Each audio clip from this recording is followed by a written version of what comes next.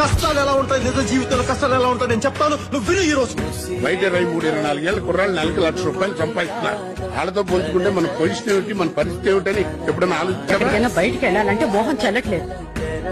ఏం చేస్తున్నారని ఒకటే అడగడం. చిన్నపిల్లలు ఏమిటి చెప్పడానికి? ఏం చేస్తున్నావు? ఏమన్నా చేస్తున్నావా ఖాళీ?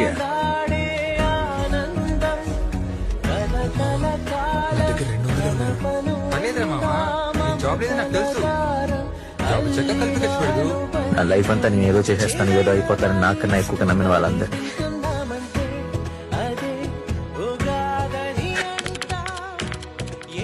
ప్రతి పేరెంట్ కి టెన్షన్ ఉంటుంది, మావాడు ఎప్పుడు సెటిల్ అవుతాడు, ఎప్పుడు నాకు సపోర్ట్ గా వస్తాడు, నేను ఒక్కడిని ఎన్ని సంవత్సరాలు కష్టపడాలి అని. సో బేసిక్ గా ఫస్ట్ వాళ్ళు ఆలోచించేది ఏంటంటే, నేను ఇప్పటి వరకు బీటెక్ వరకు ఇంత ఖర్చు పెట్టాను వీడి కోసం, వీడు ఇంకా జాబ్ తెచ్చుకోలేదు అని చెప్పి ఆ ప్రెజర్ ఒకటి వాళ్ళకి స్టార్ట్ అవుతుంది.